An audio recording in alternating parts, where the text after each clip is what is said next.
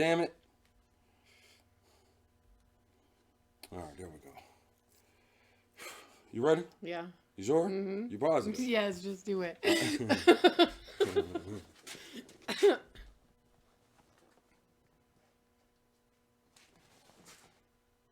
little lamp in there? Yeah.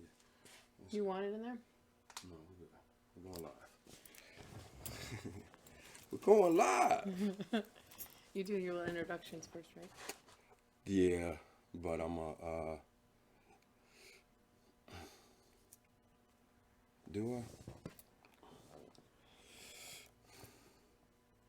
I? Are you ready? No, I'm trying. You know what? It's been a minute. I know. You What's doing up, first. family? Huh? You doing first. Yeah, as I always do, but I gotta remember to look at them both. Welcome to another episode of Candid Conversations. Of course, I'm your host, Mark D. As you see, I am not in the home studio tonight. We're at a different location, and we're working some kinks out. So bear with us. I wanted to. We started using this location. Of course, this is the first episode because I wanted to start bringing guests back in, so we can have some real dialogue between myself and other individuals. But like I always do at the beginning of each show, giving a shout out to the sister Aries Owens and her book, Hear Me Out. Go and cop her book. You can follow the sister on here on Facebook as well as on IG. Also, giving a shout out to the big homie Rodney Dukes at Polish 'em Off. You can follow the if you're looking for any detailing, any accessories, any window tint, please you can hit us up here on Facebook at Polish 'em Off, and on IG you can hit us up at Polish 'em Off ADC. All right. Also giving a shout out to the homie Mr. Ethan West. And if you need any rims done, because the Chuck holes in Cleveland, y'all know they be tearing up your rims and stuff. I done already went through 4 on my car. But, if you got any chips, any scrapes, reach out to the homie Ethan West, and he'll let you know what he's able to do. Also, giving a shout out to the homie Dwayne at Megadon216 here on Facebook, as well as over on IG. I think, my aunt. Normally at the home studio, y'all see the paintings in the background.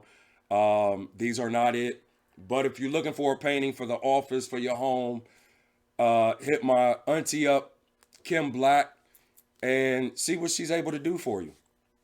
So, getting right into it, introducing my co-host tonight, Amanda Sword, and she has an interesting story, and I wanted to bring her on so that we can have, of course, open dialogue like we always do. But I wanted to introduce her because as a white woman, you're raising a black biracial child. Yes. But society looks at her as being black. So before we get into the main topic of discussion, like how is that? Raising her and just express to the fam maybe some of the dynamics that you've had to go through, some of the trials and tribulations that you've had to go through with dealing with her, how other people have viewed you, seen you, their reactions when they find out that when they look at her and then they see you and they see a white woman, but it's a black child. So what are their responses? Yeah, so there's been a lot of ups and downs, and a lot of it was that I had to deal with. A lot of the stuff was ups and downs on my end because I grew up being raised where you like who you like, you have friends who as long as they treat you well, you have friends whoever you want. And I couldn't imagine that other people didn't feel that same way. And so that was really hard for me to understand that she wasn't going to be looked at, the way that I looked at her or the way that I looked at everyone. Right. And so situations or things that I put her in, I didn't realize that I was putting her in a situation that was perfect for me growing up. You know what I'm saying? That would have been perfect for my life and my upbringing, but it wasn't. They didn't produce they didn't produce appropriate reactions for her. So, like, like you said that the places that you lived in, you wanted her to put her in a position, because the mentality and the way you were looking at it were from your perspective. And so seeing some of the things that she had to deal with, like what changed your outlook and how you raised her? So yeah, so honestly, it wasn't until I unfortunately put her in those situations, and then I had to I and her we both had to learn firsthand. And like I said, unfortunately, I should have been able to see things before I put her there, and that was definitely, like I said, some struggles that I dealt with. But in my mind, I was like, I mean, I moved her to like suburbia is what I moved Yeah, into right. white suburbs where I was like any like I said living in suburbs playing club volleyball and doing all that stuff is like you made it in a white family and you're doing great, but her she's always for the most part up until recently she was the only white person on her volleyball team. She was the only white person in any situation, and like you had said earlier, people she's not obviously mixed children and stuff come in all different colors and shades, and Mm-hmm.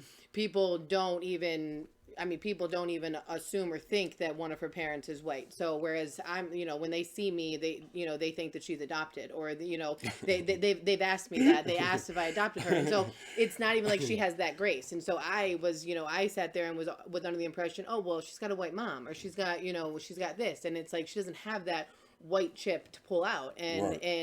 and I was naive to think that she did, because I'm like, well, yeah, but I'm her mom and I'm clearly white. But people didn't I wasn't always with her either, so Right. she didn't have me by her side to buffer anything. And the funny part about that story is that, when my daughter was younger, a lot of people would see her with her mother, and they never saw me. Mm-hmm. So when they found out that her father was dark skinned, they couldn't believe it. Yeah. And, Mm-hmm. so I think as parents, a lot of times we don't realize we want the best for our children, but I don't think we realize the situations that we put them in. Mm-hmm. And then oftentimes I know parents get upset at how our children respond, but we never take the time out to actually unfold the Yeah. situation in its entirety. Yeah. And so now, without indulging too much personal information, me and you had discussed about a relationship that you had, and it was a white man, Mm-hmm. and some of the comments that he would make to you, and just seeing his character change, you know, being with you, and you having a black child. It, Explain to the family, like, what was that situation like? Yeah, so and obviously, so when it comes to relationships, like you and I talked about, I feel like there's at least three key, like at Mm-hmm. least three key things that you need to know or find out or ask before you even think about getting in a relationship with someone when you're bringing a child that's not theirs and Right. of color. Like I said, the where you want to grow up, or where you want to live, and where you want to raise the kids. Because, like I said, the position that we put her in, we weren't looking at demographics or at places that that were going to be good for her to thrive in. Right. And on top of that, what did they teach? If they have kids, what did they teach their kids, and how Mm-hmm. did they raise them growing up, and what were their beliefs? Because my favorite thing to ask is, okay, you might say that you're not racist, or you might say that you have black friends and stuff like that, but would you allow your child to date a black person? And if you have taught your kids and told them growing up that you don't want them to, Mm-hmm. and you don't know that about someone, and then you bring a black child into their life, then I mean, what do you expect? And those, what I'm saying, and those are things that I encountered after the fact. But I don't, obviously, like, those questions weren't, I didn't ask those, and they weren't divulged. They weren't given to me, so I didn't know any of that. And how, like, what was your thoughts? How did you feel? When you actually saw and heard things unravel. Honestly, like I said, I mean, I felt like um, I couldn't believe that I, didn't do a better job. Like I said, and I don't want to say the signs were there, but I mean, Jordan's dad, anyways, definitely tried. Hmm. He definitely, told, like, spoke his concerns, and some of his concerns were about the profession that Hmm. my who I was with had, because, like I said, growing up, I didn't have, I had a what some people would joke with me as a kid, saying that I had, like, a perfect childhood just short of a white picket fence, and, like, I had just a good childhood, whereas he had some encounters, in a childhood that wasn't like that, and so he had concerns that I wasn't able to see Hmm. because I I just never had to deal with it, and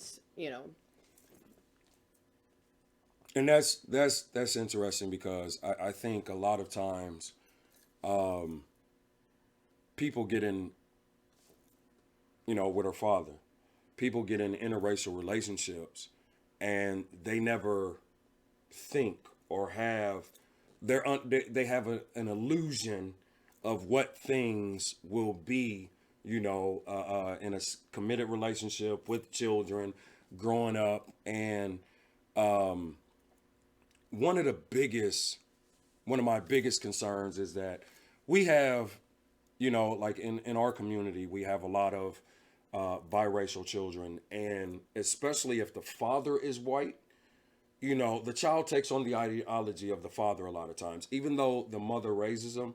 If the father is active in that child's life, so we hear, I do a lot of research, and I hear horror stories, of what white men do to their black children, mm-hmm, or children that's not theirs, mm-hmm, because you don't have as a man in the animal kingdom.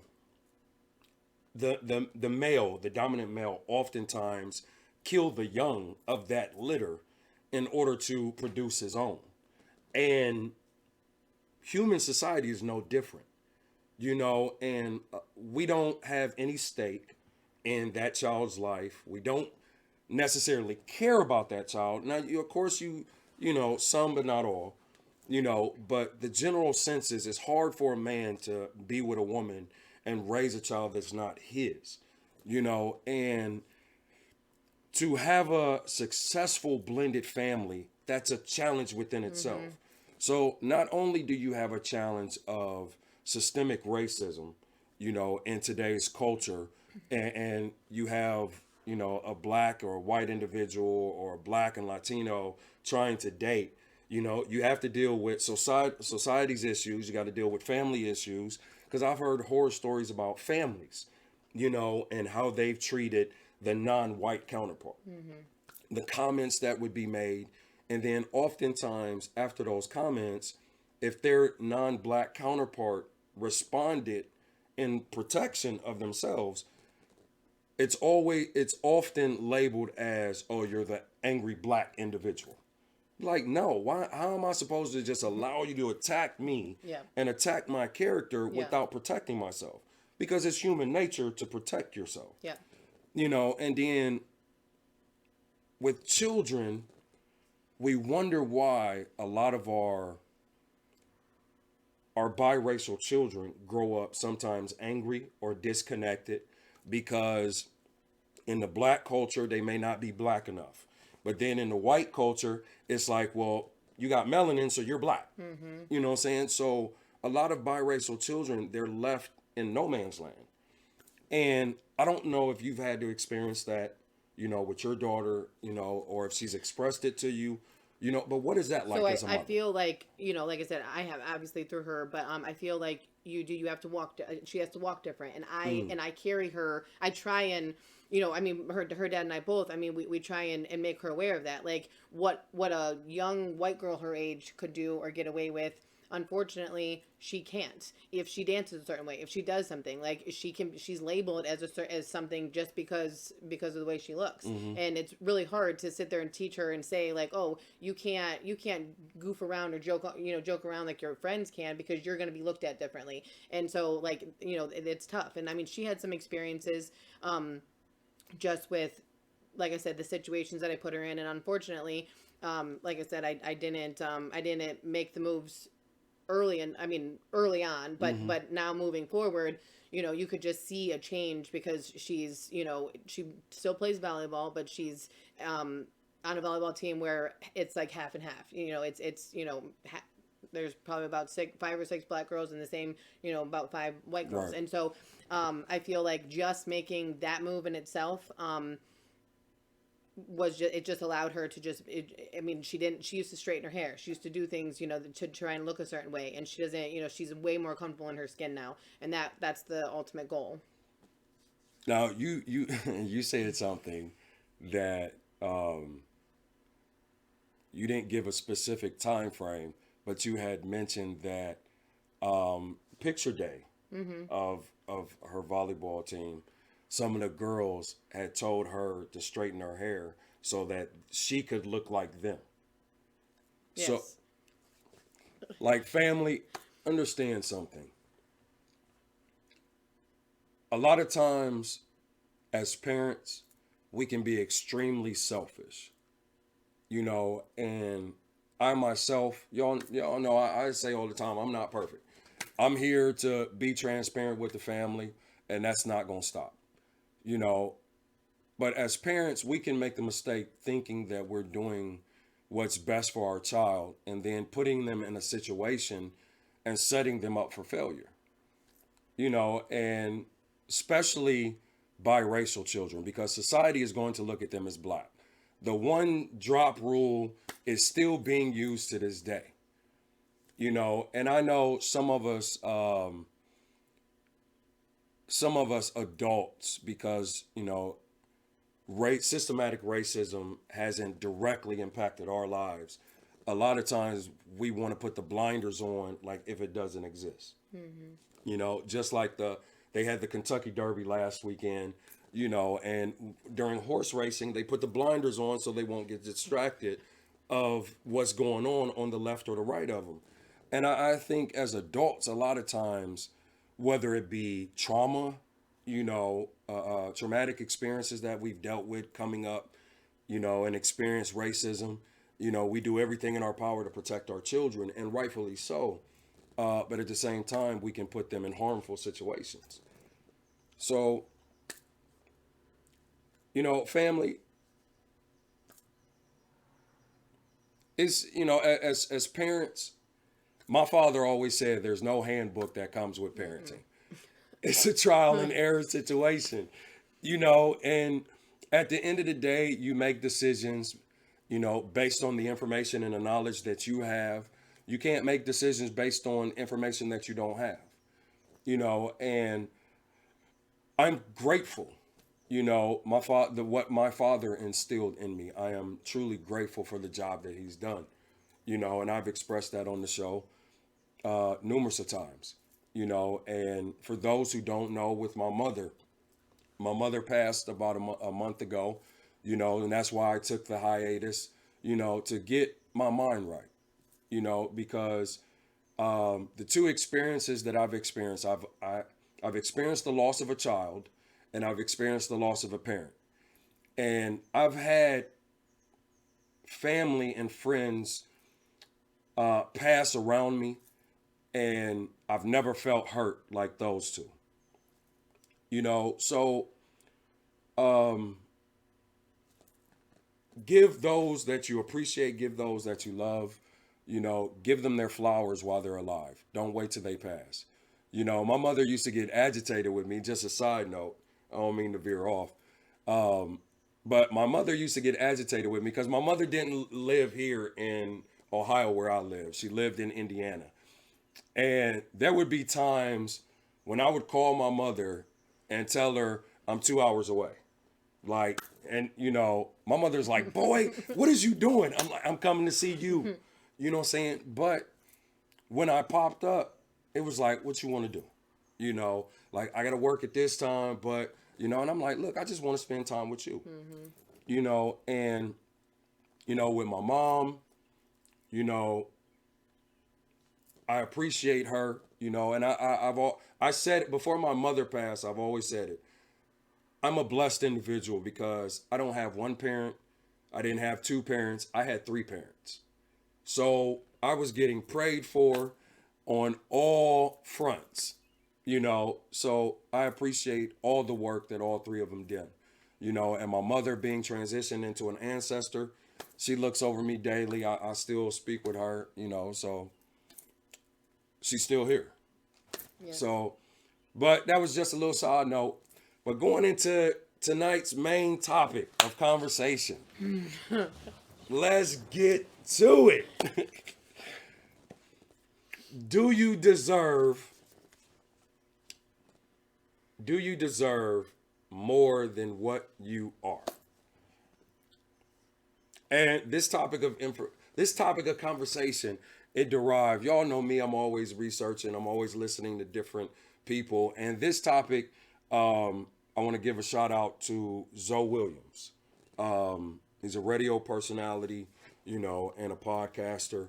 And I was listening to one of his conversations, and I thought between his conversation, between of what I see a lot of times on social media, you know, I deserve better. I deserve this. I deserve that.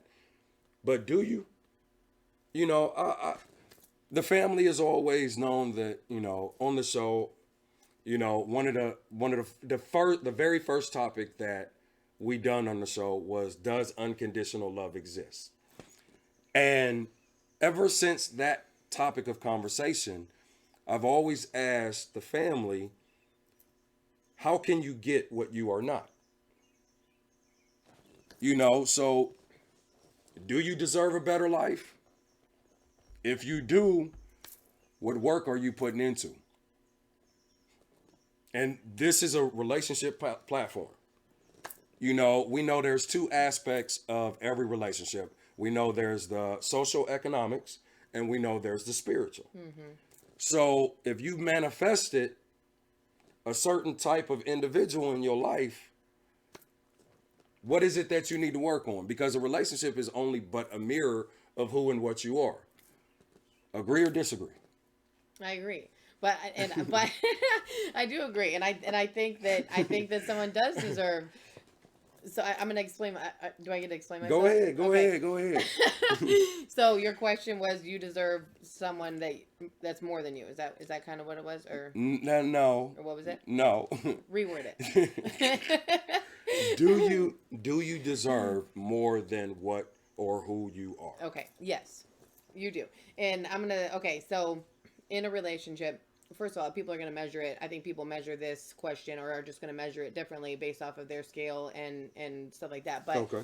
but I feel like there's too much put on what a relationship or a person looks like on paper. And I think that on paper, sometimes people are looking for something, and off of paper though, like, so a relationship with a guy and a girl is like, to me, I feel like it's a puzzle piece, and what I have to be missing something, and you have to have it for us to work. Do you know what I'm saying? Like, so for us to connect and for us to be able to mesh, you might have something that people would be like, oh, well, he's too good for you because he has that. Well, I need to not have it, maybe, like, for us to be able to, like, have a good relationship. Because if we both have it, sometimes that doesn't work either. If you both have the same thing, or if you're both striving or achieving to get something, then your lives don't work out with each other. So I feel like, you know, you might have something that I need, and I might have something that you need, and on paper, like, so on paper, it's gonna, I'm not gonna ever, you're never gonna see that on paper. And so a relationship that I had, that the love was there. I mean, like, you know, it was very, very caring. Like, you could just tell that, you know, that we cared about each other. But on paper, we shouldn't even know each other today. Like, I'm serious. I mean, on paper, we shouldn't even, our worlds would never even collide, because we are so different. But I feel like the connection and the chemistry is being lost because people are looking for someone that looks good on paper. I agree with a lot of that. I'm gonna call That's a bullshit shocker. on the other part, and I'm gonna tell you why. Because see, here's the thing. I think we choose who we are based on trauma, which is considered trauma bonding, fear, and scarcity. Mm-hmm. Because if we're a whole individual, then what we'll be looking for is a whole individual. Now, I tell people all the time, there's levels to this. There's degrees, there's heights, and there's depths to this. When it comes to relationships, what I agree with you on is that yes, your partner may have something that you don't. But if you choose them because they have that, what are you fearing and what are you scarce in?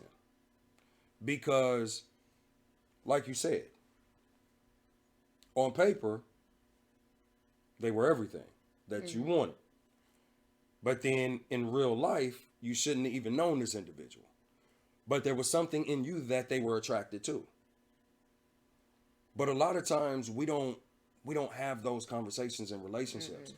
So when we say that this individual ain't shit or they this, they worthless, but they were something in you attracted them to you. Yes, at one point. So what in your life do you need to work on that ain't shit?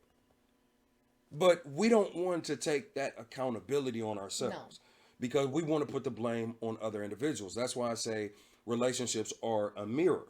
You know what I'm saying? So they can only reflect back to you who and what you are. So how do you deserve more than who and what you are? I mean, because in my thought and opinion and perspective, you only get what you work for. Yeah. You don't expect a check at the end of at pay time if you ain't put in the work. No, 100%. You But got to when put in work, but but just when it because. comes to the relationship, we don't want to put in that work. We expect. And the family, I hate that word expectations because like the late great Dr. Miles Monroe said, expectations breed disappointments. Because we put expectations on other individuals that we would not dare put on ourselves. Because if we did, that individual won't be in our lives.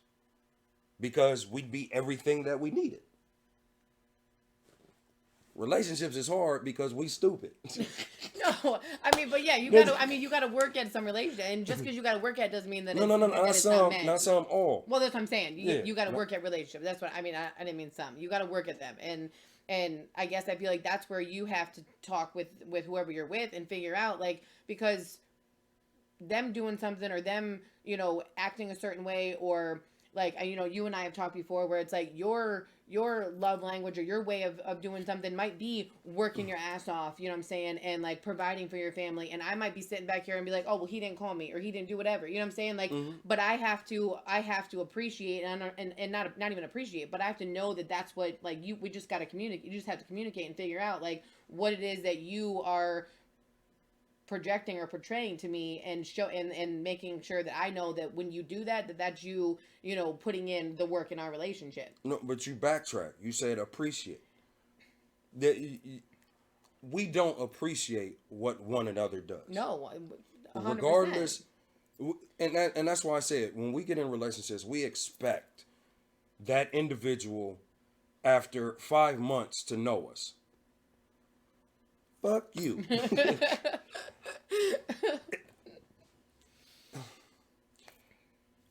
We make relationships so difficult because men men look at women and whoever and what she is, we make the decision to accept her. Mm-hmm. Oftentimes, women don't date a man's reality, they date his potential. Now, spirit will tell you that's not the one for you. But you looking like, you know what? He this, he that, he's a hard worker. And spirit is like, okay, I'm gonna smack the shit out of you. But we like, you know what? Nah, I want it though. I heard a young lady say the other day, well, I want what I want. And I'm like, wow, I never realized how selfish that was. Mm-hmm. Because we all want things out of life. But inside of a relationship, is it for the betterment of that union? And we don't look at relationship like that. No. We get in a relationship to get out of it what we can get out of it. We don't go in a relationship like, okay, this individual is a good fit for me. And that's what I'm talking about, the And puzzle then piece. and then in that fit, I'm going to give myself 100%. Some days I might not feel or think that I want to, but because, especially in a marriage, when you're married, your duty and obligation is to give everything you can to your spouse. It's not based on feeling, well, I don't feel like it today. No. Because in order to get them, we've had a conversation. There's roles that a man plays. There's roles that women play, and in today's society, the roles are all jacked up. You have women who are city girls who want an old-fashioned man, and then you have these feminized boys who are destroying old-fashioned women. But if you want an old-fashioned man, an old-fashioned woman, there are roles in that in that relationship. You play your position. You play your position, and like my parents have been married for 26 years. I spoke with my mom today for about 10-15 minutes. And I thought that it had almost been 30 years. So I was years shy. But they've been married for 26 years. From what they allowed me to see, there was ups and downs. But they made the commitment to each other. Divorce was not an option.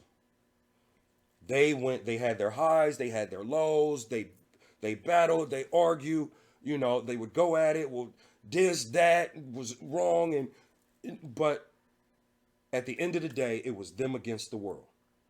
Like, it was times when it was them against their kids. Yeah. Like, they came first to one another. Now, that type of relationship doesn't happen overnight. This is 26 years in the making. But a lot of people today want to get in relationship and call it quits after 2-3 years. Well, I'm not getting what I want. You're not giving that relationship time to develop. No. Now, understand, family, I'm not talking about if a situation is abusive. Go seek help. What I'm saying is, you're in a relationship, you're in a marriage, and you're not getting what you want. We all have individual processes. And what we oftentimes do in our relationships, we try and rush our spouse's process instead of allowing them to grow, allowing them room to grow. We want to rush it. Yeah, there's Hold on. time frames that Yeah, people put on there things. is. And I'm glad that you're here. Do women not put men on a time frame more than men put women on a time frame? 100%. But we have this like clock, and I feel like, and you talk about it, like you tell me that I'm on the clock. So, I mean, not you, men, essentially put that time frame there for us to sit there and think about, because we sit there and think that something has to happen, after so many months or a year or whatever, because otherwise, if it doesn't, then you're now a year closer to, not being able to really find, a relationship or a commitment, or even if you want to still have kids. I mean, there's that. So, I mean, there is a time frame that is set there by men. But then the women are... Wait, whoa. It's not set by men. It's set by nature. Nature sets your time clock up, not men. we just get the blame put on us. Nature said by this time you're gonna have geriatric pregnancy if you want to have children. Yeah. Nature said that, not men. So men are the way men think. We want a lineage. We want our name. This is why men get upset when they don't have a son, because their daughters get married, their name changes. Their son carries on the family name. So I was blessed because I got both. I got a son and a daughter. So my son will carry on my last name. My daughter, once she gets married, that her last name will change. And so if she wants to have children, it's up to me, it's up to her pawpaw, it's up to her uncles to vet her suitor. That's our job. She still has to make the decision, but it's our job to vet him. When my son brings a girl home, it's up for his it's the job of the women of the family to vet her. Nobody's being vetted anymore. No. No. We don't have because see, I didn't understand this until recently. Why women go crazy the closer they get to 30. I didn't understand it. I understand it a little bit. I still don't. Y'all still insane. But I get it because it is a biological clock. If you want 2, 3 children, the older you get, the harder it is on your body. Your mind says, I can do it. But in reality, your body goes through changes and it's hard. Men can have children into their 90s. Mm-hmm. So that's why I said it's not men that put the... Men, we're attracted to how a woman's looks. You don't put it there, but you keep it. You keep it. Well, yeah, because you're essentially not gonna. I mean, if you're not gonna pick the 40-year-old, you know what I'm saying? Like you're gonna pick the younger girl if she's an option. You know what I'm saying? Like well, yeah. So, and men like look. I mean, when they get older, like the younger girls, it's like, oh, they're distinguished. They look good with with a little bit of gray. You know what I'm saying? They don't have the issues that women have when they get older. It's not only that younger women look at older men as distinguished. Younger women look at older men as being established. Yes. You know what I'm saying? Younger men are not established. No. Men don't come into who they're going to be until they're 40 to 45. 40 to 55, they say. That's when a man comes into his resources of life. Mm-hmm.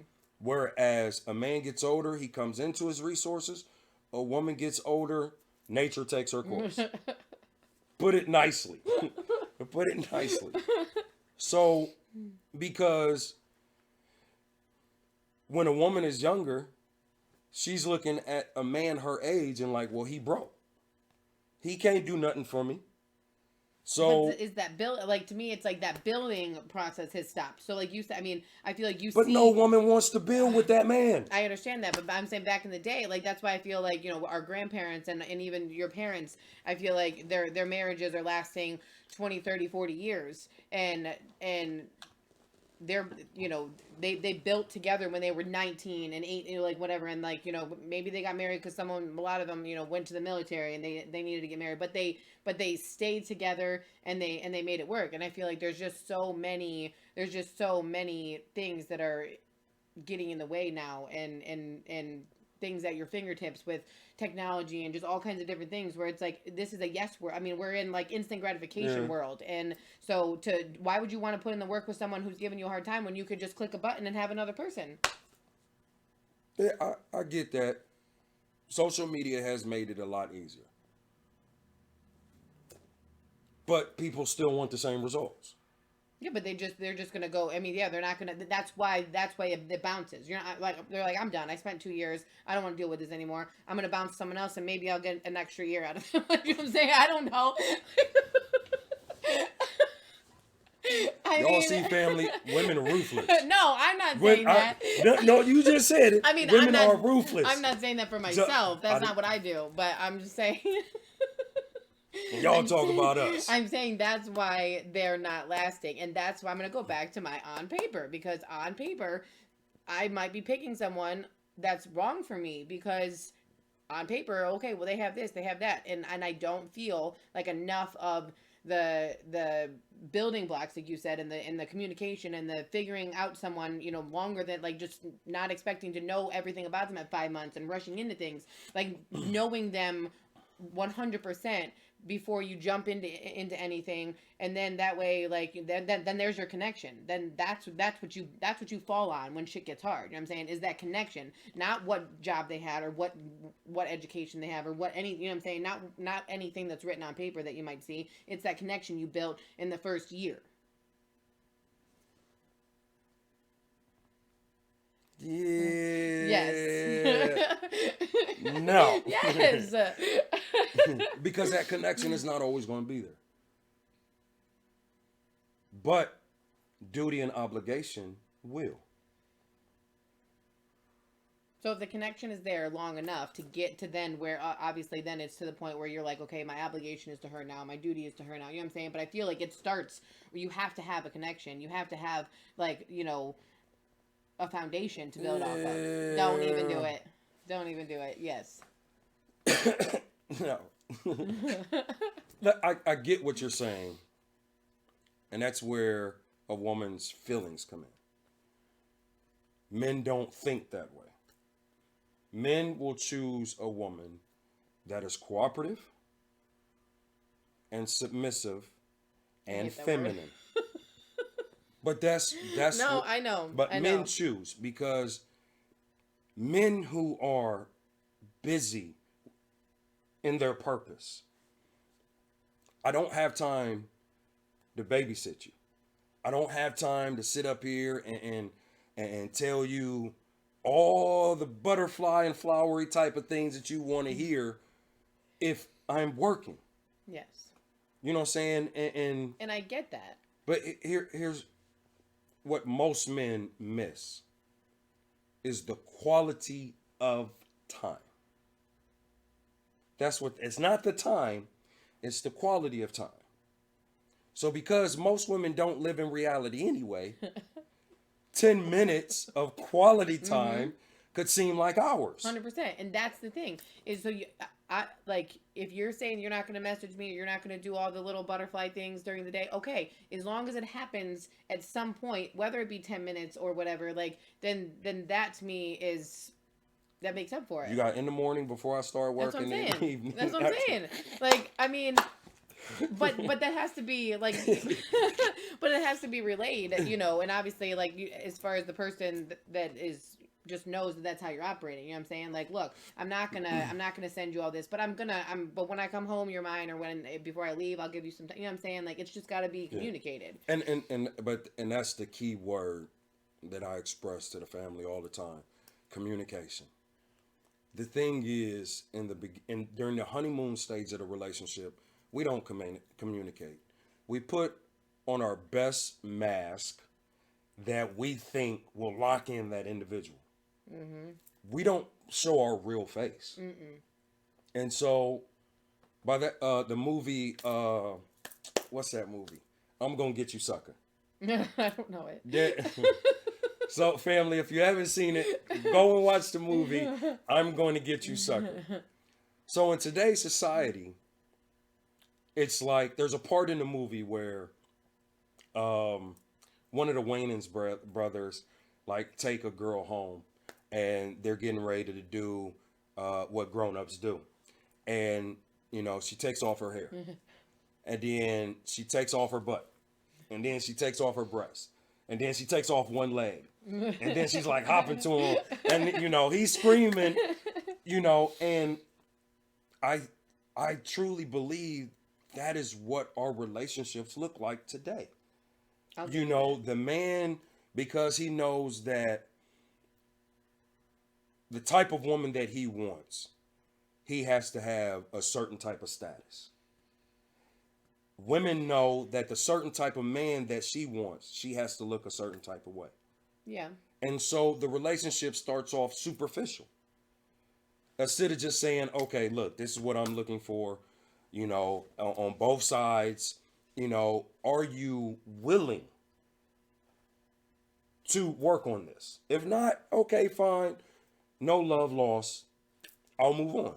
Okay, but I'm gonna go back to a little bit of our social media topic earlier because I feel like the expectation and what girls are trying to live up to with their looks and with everything is it's unrealistic. So a guy, so for you to say that a girl's got to look a certain way to get this guy, well, he's looking at he's seeing all this other like what people on TV or in whatever look like and even the songs in today and what's being said and sung about and what's being accepted and not accepted is like it's completely making it really hard for just a normal person to even be looked at or be held up to anything because they're never gonna look like that or do Can I what burst your bubble?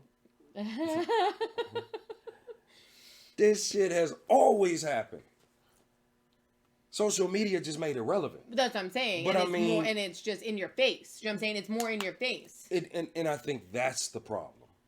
Because Big Daddy had a family on the other side of town. And he took care of both of them. They didn't know about each other until Big Daddy died. So, I mean, it's always happened. Strip clubs, whorehouses has always been there. Men get off of work, they leave the work, they go to happy hour at the strip club, at the whole house, and they relaxed and then they went home and took care of home. So it's always been there. Now, not negating that social media has made it more reachable to even the lame. Because before, when my parents was growing up, I mean, it was common for families, to have 8 children, not 10 children, 12 children. It was common. Now, you don't have those large type of families. So you have people who have more money, more resources to spend. Whereas before, all that money was going back in the house. Most of it, not all of it. So the fictitious, even the Disney love, relationship, the happily ever after, Chick flicks and all that. I know they destroy. And so even porn destroys a relationship for women. Even if they may not watch porn, they read the slut books. And so when a man and woman gets in a relationship, they're looking at one another through someone else's eyes and perspective, not through each other. They don't see the individual standing before them. And so because of that, and this is why even now, I tell women who I am up front. If you choose, you can't blame me. You can't say I lied, I manipulated. You can't say I changed. Because what oftentimes happens, ladies, men don't change. What they do is you tell them what you want and they just give you what they want. Their dark side, their shadow self, they don't show you that part. But it's there. But then once they get comfortable with you, then their shadow side, they start relaxing. And women do the same. And so it's not that he changed, he just hid a part of himself. So I would rather you see my shadow self first and earn my sensitive side. no, that's a good way to put it. Because everyone don't deserve that side of me. The side that my children, the love and affection that they get, everyone don't deserve that. And I think what's happening is people are getting in relationships. You're supposed to let one another know what they can possibly get. Mm-hmm. You're not supposed to give them everything. And this is why I ask women, and even you've had a hard time Mm-hmm. with this Mm-hmm. question. Outside of your yoni, what do you bring to the table? I mean, especially older women. Mm-hmm. No disrespect to the older women, you know, but you don't look like you did when you was 25. But yet you have the same standards and expectations that you do as when you was 25. But then a lot of women think that a man shouldn't have no expectations of them. Men have things that they want and desire as well. Mm-hmm. So the type of man that a lot of women want, there's not a plethora of those men. Mm-mm. So outside of sex, what do you bring to the table? What makes you stand out? Don't. I don't want you to answer I'm not. that. But family, I'm gonna ask you. As a woman, what do you bring to the table outside of sex? And is what you bring to the table, is that is the type of man that you want, is that, or those are the characteristics and attributes that he's looking for? I hear all the time when it comes to relationships, well, from men and women, if you love that person, if you care about that person, you'll change for that individual. I'm here to tell you that's a lie. If you love yourself, if you value yourself, if you want to be the best version of you that you possibly want to be, you'll change for you. Not going to change for anybody else. You're going to change for you because you see that there's an issue with you. And I've always said, when you change, when you start going through the process, your significant other will be the beneficiary of that. But if you change because they want you to change, 9 times out of 10, it's a facade. Because soon as that relationship go through turmoil, you're going to revert back to the old you.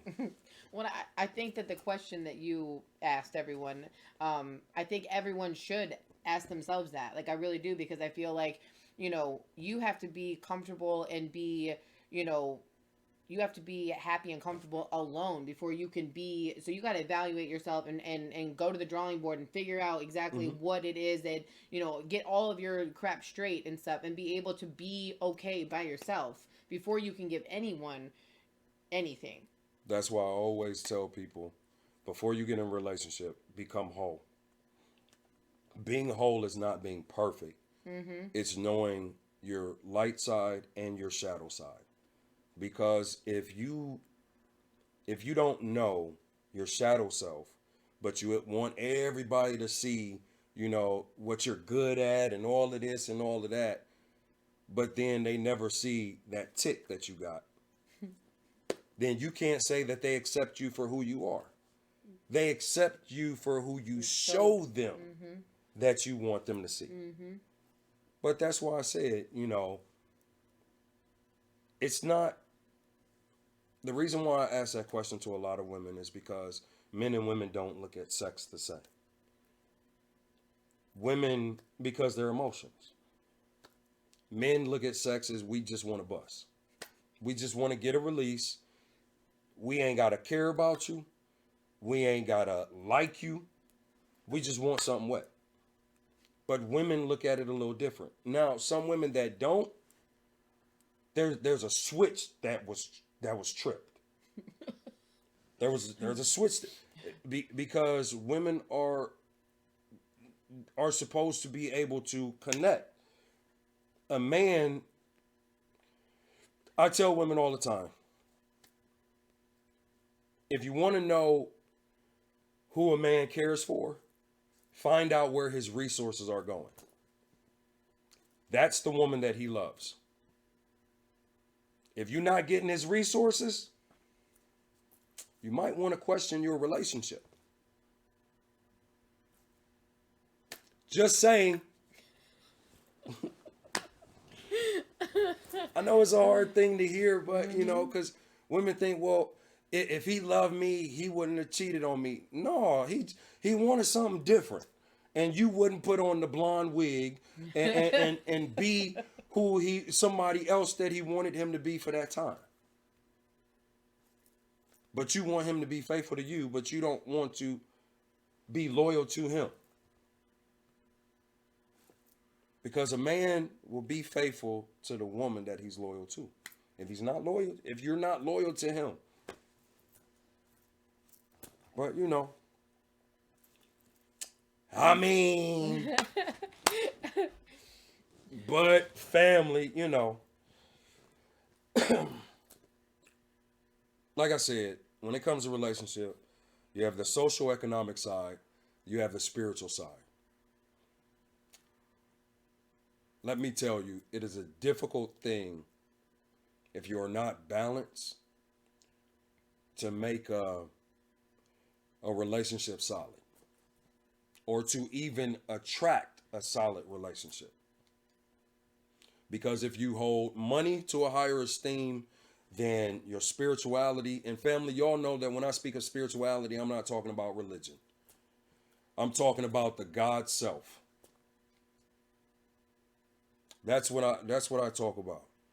And if you hold spirituality higher than, you know, resources,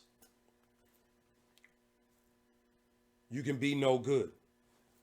You got to find the balance, family, because unfortunately we live in a society where you need resources to survive. But you need spirituality to keep your mind.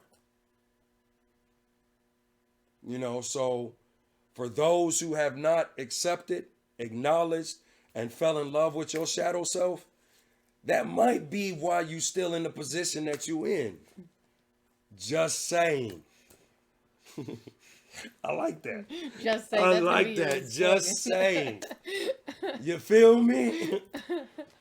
But look, you know, like I said, family, I'm back. Um, you know, so we're gonna have some more difficult conversations.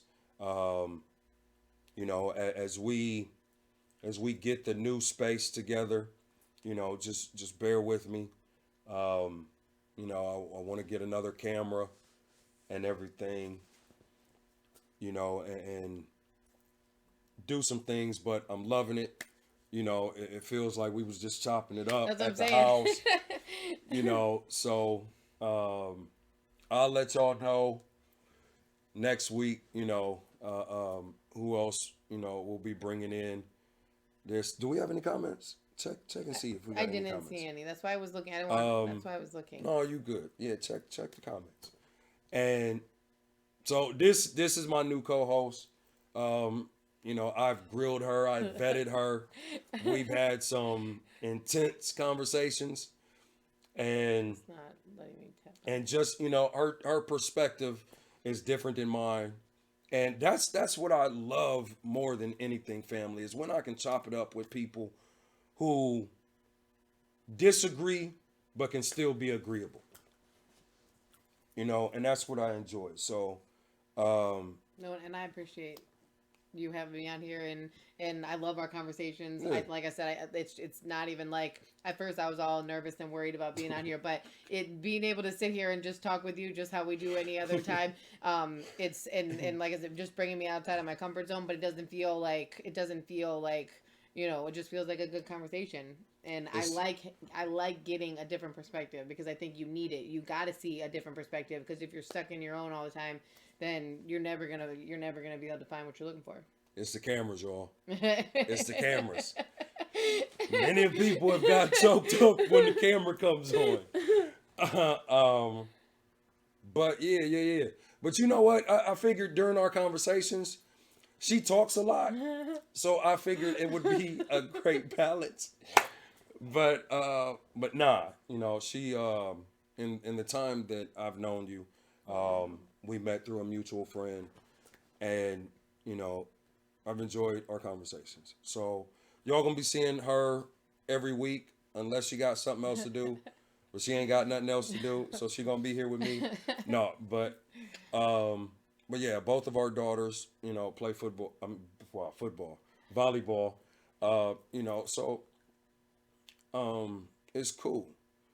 But just wrapping up, like we always do at the beginning and the end of every show, giving the shout outs to the entrepreneurs and business owners. Aries Owens, my sister Aries Owens, go and cop her book, Hear Me Out. Holler at the homie Ethan West to get your rims fixed. Because I know they all chipped up like somebody done took chunks out of them. So holler at the homie Ethan West. If you're looking to get any type of accessories, if you're looking to get a car alarm, heated seats, running boards, tonneau covers, tinted windows, if you need your car ceramic coated or detailed, because I know some of y'all vehicles look like garbage right now, so holla at the homie Rodney Dukes, or you can go over to the page at Polish 'em Off. You can go over to IG as well at Polish 'em Off ADC. Am I forget? Yeah, my auntie Kim Black, holla at her for some paintings. Also the young homie, Dwayne, aka at Megadon216. Go and support all of them. I know Polish 'em Off has some shirts available if you're looking to support. If you don't want to get your car detailed, you can support in other ways. We have shirts available. Ethan West has shirts available. Y'all have seen me wear West Wheels on occasion. Y'all have seen me wear Surf Club 216, which is Megadon's t-shirt line. So go and cop them. Who sent the angry emoji? Where? I don't know. I just seen the angry face pop up. But, oh, that was funny, man. You can't see it anymore, but can no, I don't know. Let me check and see who it is. I don't think it was. But until next Tuesday, this has been another episode of Candid Conversations. I love y'all. Appreciate y'all. Go over and subscribe to all the audio platforms so you don't miss any show. Because we will be doing some pre-recorded shows, even though we'll be continuing the live shows on Tuesdays, and just uploading more content. Also, I will continue to do Friday nights. That'll be a solo show where we can really get into politics and everything and talk about what's going on in this fucked up society. But I love y'all, fam. Until next Tuesday, deuces.